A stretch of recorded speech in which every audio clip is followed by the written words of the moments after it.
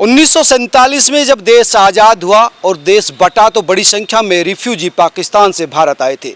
उसमें से बड़ी संख्या में ऐसे रिफ्यूजी थे जो तिबिया कॉलेज में आकर बसे हुए थे, लेकिन अब उनके सामने संकट आ गया है क्योंकि उनके जो घर है जहाँ पर वो रह रहे थे उनको तोड़ने के नोटिस हर जगह चिपके हुए हैं। तो वो लोग अब इस पसोपेश में हैं कि अगर घर तोड़ दिए जाएंगे तो फिर हम जाएंगे कहाँ। ऐसे ही कुछ लोग हैं जो यहाँ पर रहते हैं, 218 करीब फैमिली है यहाँ पर। आपका क्या है, आप कैसे है? हमारा है जी, हमारे फादर साहब जब 1947 में हिंदुस्तान पाकिस्तान का बंटवारा हुआ तो पाकिस्तान से हमारे फादर साहब पूर्वज जो हैं वो यहाँ पर आए थे दिल्ली में रहने। तो तब क्या था, यहाँ पर मकान खाली थे, सरकार ने कहा था कि जो रिफ्यूजी यहाँ कर आराम से रह ले। तो हम सर तब से यहाँ पर रह रहे हैं, मैं भी हूँ, हमारे और साथ और कितने ही परिवार है, सब रिफ्यूजी टोटल कितने? 218 टोटल 200 प्लस 218 के आसपास रिफ्यूजी परिवार हैं जो यहाँ तिबिया कॉलेज में रह रहे हैं। और आप समझिए 1947 से कोई हो सकता 50-52 से ही रह रहे हैं और सब पुराने के पुराने हैं यहाँ पर जो रह रहे हैं जी। अब क्या दिक्कत आई है? अब दिक्कत ये है जी, ये नोटिस तो चिपकाया हुआ है। 35 साल कह रहे हैं? हाँ तो जी, हाँ जी, हाँ जी। वही ना, आपके पिताजी पाकिस्तान से आए थे? हाँ जी, हाँ जी। अच्छा। तो अब आपके सामने भी दिक्कत आ रही है? दिक्कत सबके सामने, हमारे साथ भी और भी हमारे भाई, उनके साथ भी दिक्कत आ रही है। दिक्कत का भरोसा ये है कि जितना मट्टी बिल्डिंग है सारी बनी है, इससे हमें छोटा हिस्सा दे दें, हमारे को अपना रहने का सबका बन सकता है। कुछ तो डिसीजन देना पड़ेगा ना। एकदम तो नोटिस सामने दे दिया तो हम जाएंगे तो कहाँ जाएंगे, ये बताइए सर। सारी संकट आ गया। संकट, बहुत संकट ही है। तो आप परिवार में कितने लोग हैं? हाँ, मियाँ बीवी हैं, बच्चे हैं, हमारे 3 बच्चे हैं। अच्छा। हाँ जी। तो दिक्कत आ जाए, क्या काम करते हैं आप? हाँ जी, मैं ड्राइवरी करता हूँ। ड्राइवरी? हाँ जी। तो एक ड्राइवर के लिए दिल्ली में सर्वाइव करना और रहना बहुत मुश्किल है जी, बहुत मुश्किल है, ये आप जानते हो सर। इसके अलावा तो कुछ कह नहीं सकते। आइए एक बार देख लेते हैं। कहाँ जा रहे हैं? मकान मिलेगा तब तो जाएंगे, और कहाँ जाएंगे? अपने घर ले चलोगे? घर चलिए। तब हम कहाँ जाएंगे भाई? कहाँ कुछ जगह नहीं तो कहाँ जाएंगे हम? वो कह रहे हैं कि नहीं हम तोड़ेंगे या फिर इसके कमजोर कह रहा है। हाँ तो मकान दे दे, तोड़ दे, बस, और कुछ नहीं में कहना है। आप कब से रह रहे हैं? हम तो बहुत जमाना से रह रहे हैं, रहे हैं। उसके बाद हम रह रहे थे। हाँ, ससुर जी रहते थे। तो ससुर जी कहाँ से आए थे? सिद्धार्थनगर से। सिद्धार्थनगर कहाँ पर? यूपी। अच्छा, यूपी से आए थे आप? हाँ। ठीक है। तो नहीं जा रहे हैं अभी फिलहाल? अरे भाई जब मकान मिल जाएगा चले जाएंगे, घर नहीं है तो कहाँ जाएंगे? बुलडोजर चला दिया तो बुलडोजर अपने घर ले चलेगा, चले जाएंगे उसके घर, और कहाँ जाएंगे? मकान हमारा यहीं रहते हैं हमारे सब, कहाँ जाएंगे हम? बड़ी दिक्कत आ जाएगी। दिक्कत, हमारे छोटे छोटे 2 बच्चे हैं। अच्छा। मियाँ बीवी हम, कहाँ जाएंगे? पति क्या करते हैं? पति सिलाई करते हैं। अच्छा। हाँ। घर बनाना तो बड़ा मुश्किल है दिल्ली में। बहुत मुश्किल है, यहाँ रोटी खाना मुश्किल है, घर बनाना तो बहुत बड़ी बात है। सरकार हमें मकान दे देगा, हम चले जाएंगे चुप मार के, कुछ नहीं कहेंगे। कितना बड़ा है आपका मकान? और कैसे सब मकान ऐसे है और कैसे है? अच्छा। हाँ, हम यही निवेदन करते हैं सरकार से भी, अपनी जो हमारी मुख्यमंत्री हैं या हमारे मोदी जी हैं वो हमें ज़रूर इसके सॉल्यूशन बताएंगे।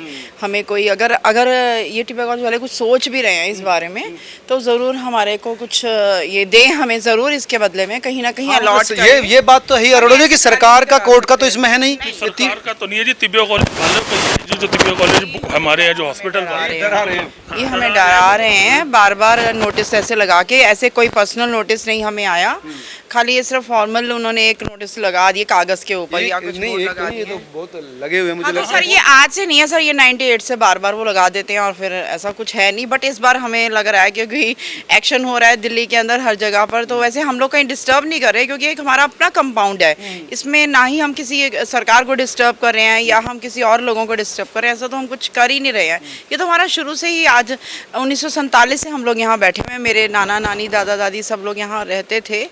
और मतलब अब वो चले गए, वो बताया करते थे कि यहाँ पे ब्रिटिशर्स थे पहले। अच्छा। ब्रिटिशर्स रहते थे और यहाँ पे घोड़े बंधे हुए होते थे, बताया था मेरी नानी ने मुझे। जब हम नेचुरली जब ईस्ट इंडिया कंपनी चली गई, हमें 1947 में हमें जब तो यहाँ से जाना पड़ेगा ब्रिटिशर्स को, जब वो गए तो उन्होंने ये जगह, हम जब वहाँ से पाकिस्तान से आए थे, कुछ लाहौर से आए, कुछ सरगोदा से आए थे, तो यहाँ पे आके उन्होंने कहा, हकीम अजमल खान जी का यहाँ टिबिया कॉलेज चलता था हॉस्पिटल, उन लोगों ने ही हम शरनार्थ शरणार्थियों के लिए ये खोल के दिया, अपने हाथ से खोल के दिया था। और एक स्कीम डॉक्टर पंडित जवाहरलाल नेहरू जी जो हमारे तत्कालीन उस टाइम पे प्रधानमंत्री रहे थे, उन्होंने ही हमें इनको आदेश दिए थे कि आप इनको रिफ्यूजी को यहाँ सेट करो, एडजस्ट करो, और उन्होंने हमें खुद ही खोल के दिया है। ये ब्रिटिशर्स के लॉक्स थे, ऐसा कुछ नहीं है कि हमने नहीं दिया, वो लोगों ने हमें सरकार ने ही अलॉट किया। इट मीन्स जब प्रधानमंत्री जी जवाहरलाल नेहरू जी हमें दे रहे हैं तो इट मीन्स दैट इज सरकार ना, वो सरकार ही थे। उससे बड़ा क्या हो सकता है? उससे बड़ा क्या हो सकता है? और आज हमें ये कह रहे हैं कि आप यहाँ से निकलो,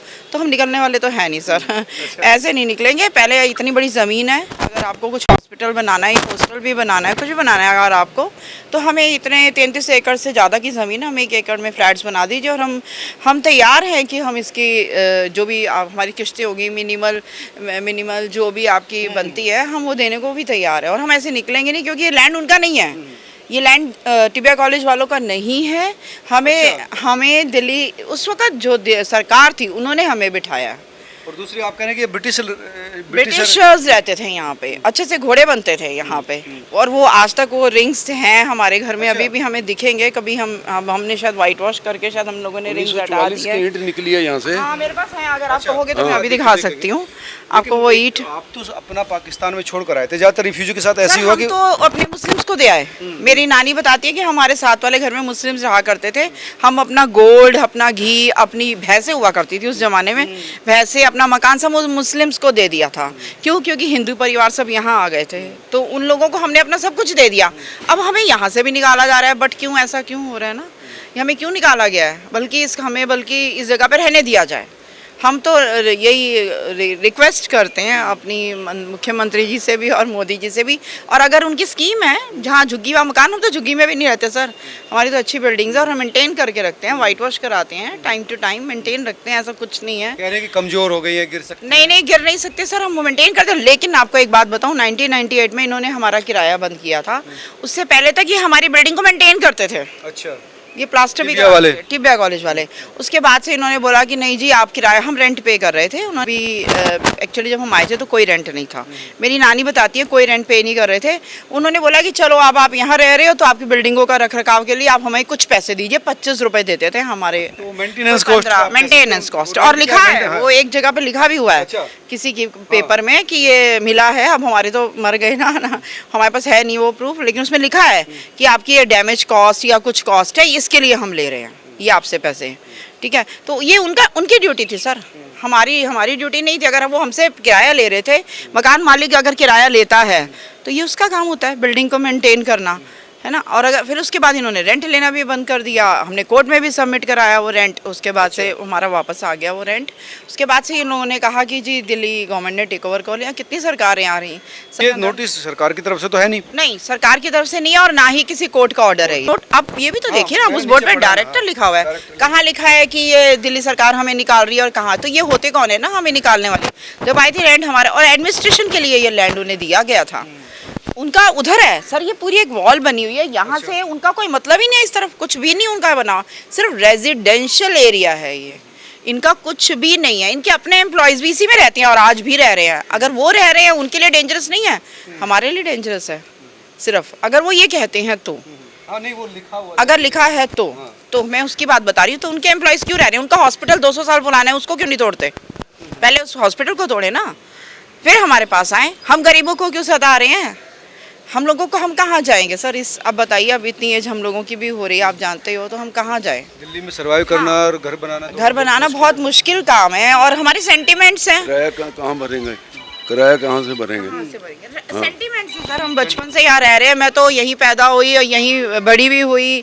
हाँ, सारी स्टेजेस हमने देखे और आज हम बूढ़े भी हो गए, हो रहे हैं, हो भी गए हैं, तो उसको कौन देखेगा सर? ये तो सरकार की जिम्मेवारी है। दूसरी कंट्रीज में अगर जाते हैं तो सीनियर सिटीजन को तो वो बेनिफिट्स मिलते हैं। तो हम भी अपनी सरकार से यही उम्मीद कर रहे हैं। बाकी जो हमारे MLA सर हैं, ये विशेष रवि जी, उन्होंने भी हमारी बहुत हेल्प करी है, हमारे सीवर लाइन्स डलवाए, हमारी गलियाँ बनवाई, उन्होंने भी हमारे लिए बहुत काम किया है और हम थैंकफुल हैं उनके लिए भी।